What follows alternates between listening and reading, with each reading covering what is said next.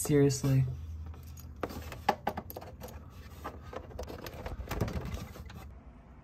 Well, that looks awful. I guess I can fix it later on.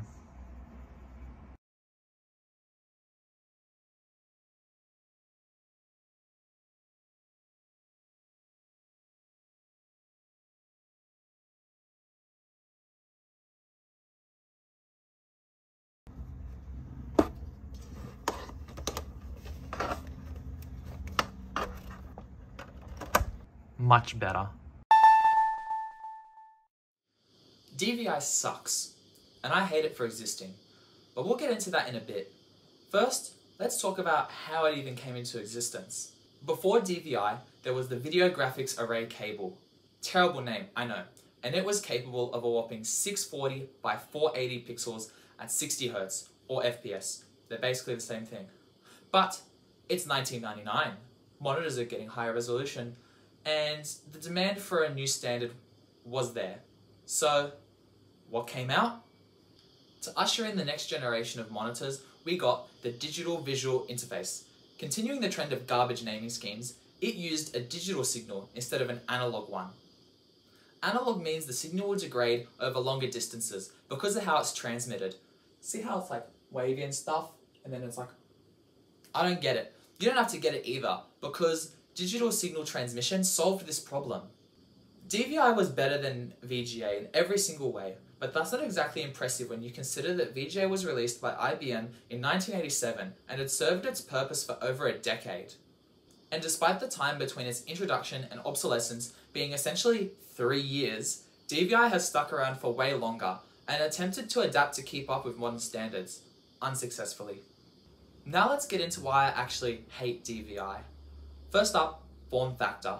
Typically, as technology advances, things get smaller or more manageable. For example, USB-A to USB-C, CRT to LCD to OLED, incandescent to LED light bulbs, and every single phone and laptop release in pretty much the last 10 years. The Digital Display Working Group did not get the memo. DVI is physically larger than VGA, and for some reason still kept the mounting screws, despite not needing it in my experience. Even a variant that didn't include the screws would have been nice, but that was never offered. This meant it was a no-go in portable devices, where every cubic millimeter of space is a necessity, and could be used for other things like the battery or the motherboard. Now, this also made cable management very annoying. For example, this monitor right here has a DVI port that doesn't fit through the included cable management channel. Why? Now, additionally, the cable was typically thicker than average, and its bulky stature meant that if you were plugging it into a device against a wall, you'd have to pull it out more than you'd really want to.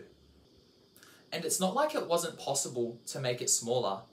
DVI proved this 3 years after DVI's launch, but it keeps getting worse.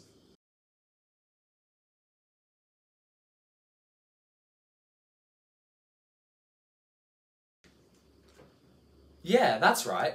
DVI doesn't support audio. It doesn't support audio, like, at all. I don't know why. It's baffling, like, just... what?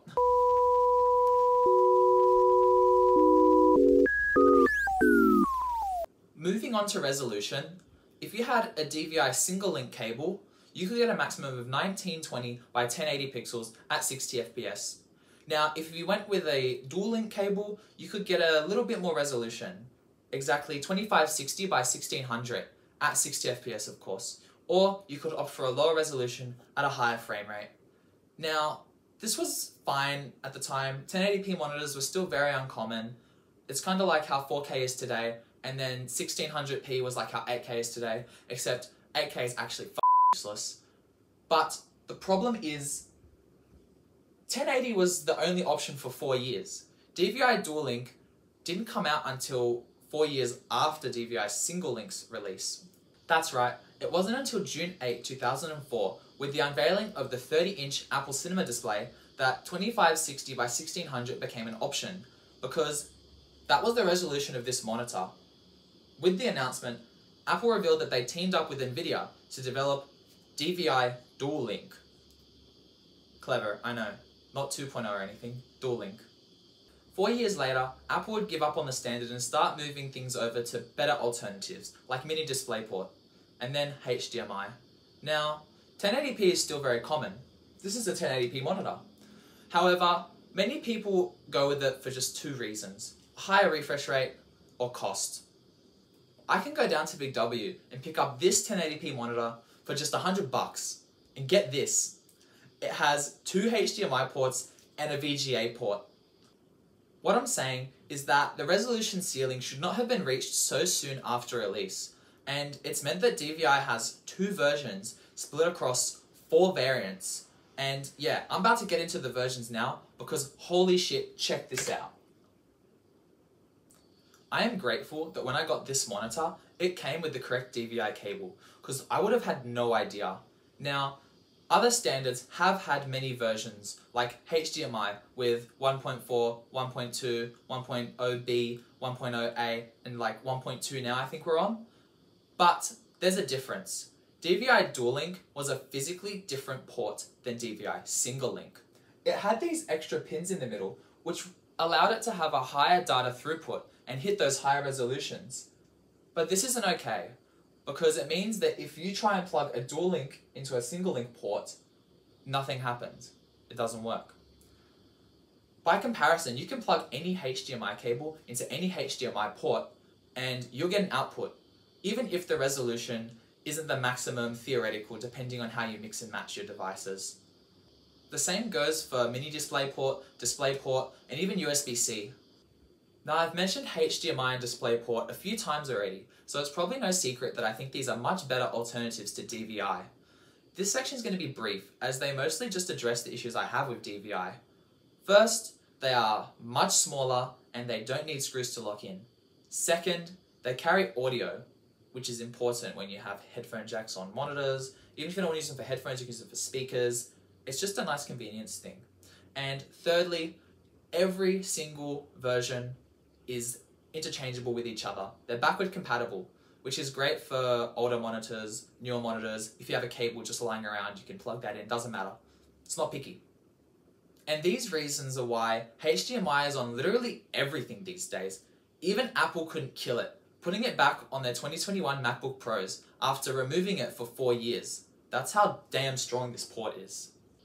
DisplayPort is more common on PCs and monitors. It typically has a slight bandwidth advantage over HDMI, which allows it to hit slightly higher resolutions and frame rates.